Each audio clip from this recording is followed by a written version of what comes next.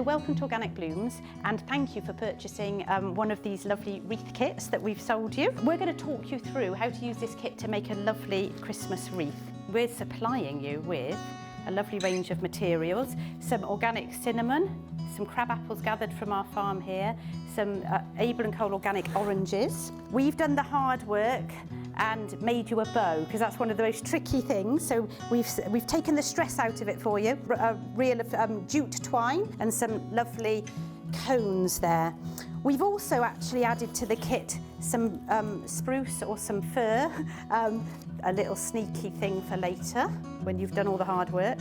And we're supplying you with a mossed ring gathered under license, a licensed supplier, so not just kind of foraged from your garden. So the first thing you need to do actually is to gather some foliage from your garden. If you don't have a garden, find a friend that you can poach a few nice evergreens from. And we're going to be using that along with the spruce or the pine to make bundles. So Wendy's going to make up some little collections of foliage. We're going to spread out the conifer throughout the entire ring. If you do like even bundles throughout the whole thing, it gives a lovely consistency to the wreath. So Wendy's cutting at the moment some rosemary, which will be lovely and scented, and she's putting that with her spruce and some holly. Wendy's attaching, this is the thing to remember to do at the beginning, attaching the string through the top of the wreath. That is very important that it's tied tightly, because that's how you're going to attach all these bundles. But leave the twine on the roll. It's much easier on the roll to pull round. So there's a bit of box going in there.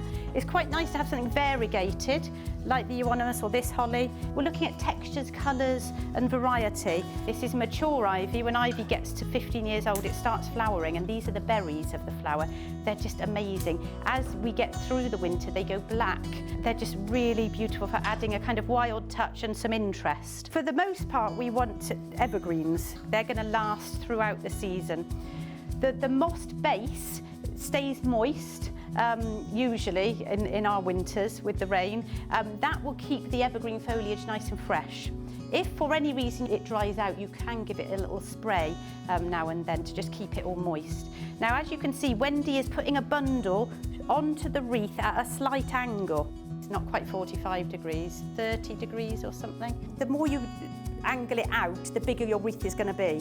You don't want to follow exactly the ring, it'll just look too small, so you're angling it outwards. Now this is the key bit, the next bundle, so it's about overlapping the base of the stems. Wendy is now pulling that twine round the next bundle whilst it's overlapped. That way it just looks like a complete swathe of greenery.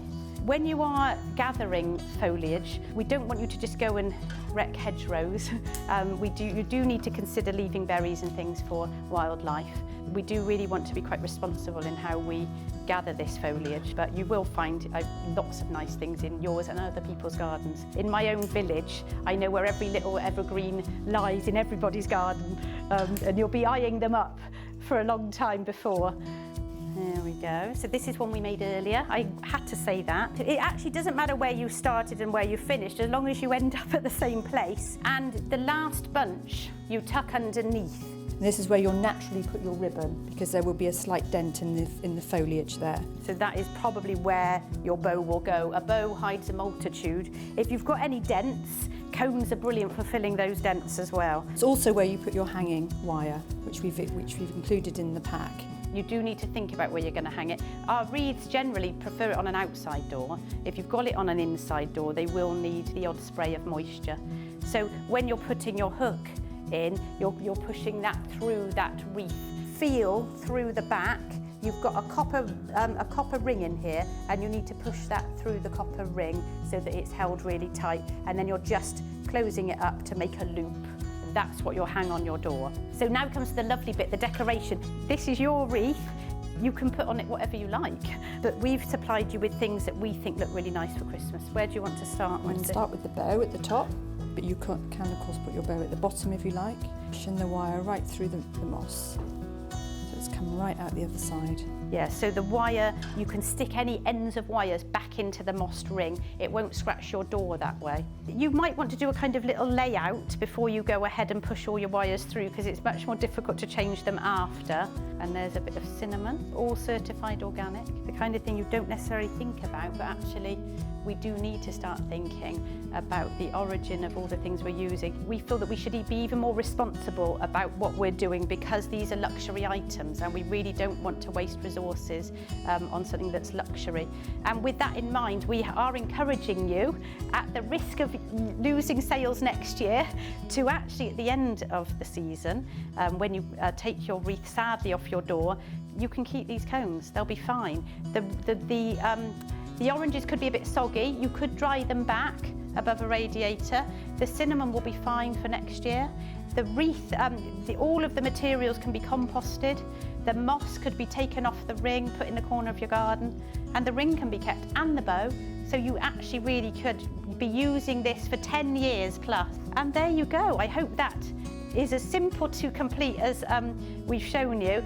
They'll all look different, they're all unique. It will be your garden foliage, but hopefully you'll be really pleased with what you've produced. And we put in a little sachet of mulled wine spices provided by Steenberg's to enjoy when you've finished your hard work. Happy Christmas, everyone.